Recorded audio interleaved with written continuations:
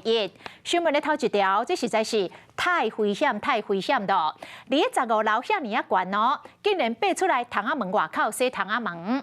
这是伫新北市邦桥一栋社区大楼15楼悬的所在，有一个工人，这是一个太太，无任何保护措施，就直接爬出来窗仔门外口，徛伫个窗仔台咧洗窗仔门，是互人看到骹尾会冷。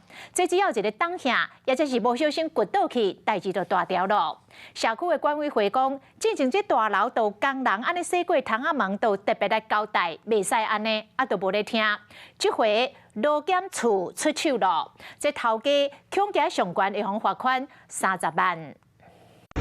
夜报愈啊伫愈窗仔门骹边，搁有伫体换的倒步。这个负责人徛的所在是社区大楼15楼窗仔墩的外口。你看伊的身躯拢无白锁啊，社区大楼嘛无任何安全措施，风若卡透咧，有可能会发生意外。比较快啊，不然你在里面要插很久很久。大家很担心你，是就怕说会发生意外因为它的那个面积很快。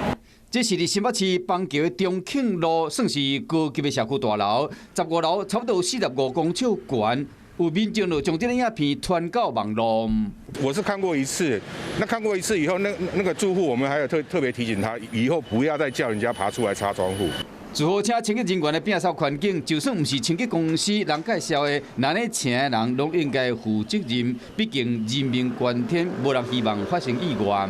雇主使劳工从事高度2公尺以上之外墙玻璃清洁作业，如果劳工有坠落之余者，应提供安全带，并使劳工确实带有，否则依治安法规定，可处3到30万元罚款。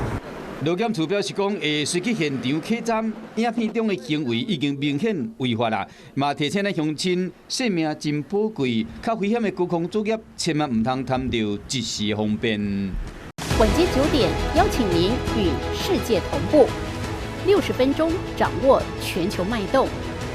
What News 9，陈雅玲世界晚报给您崭新视野。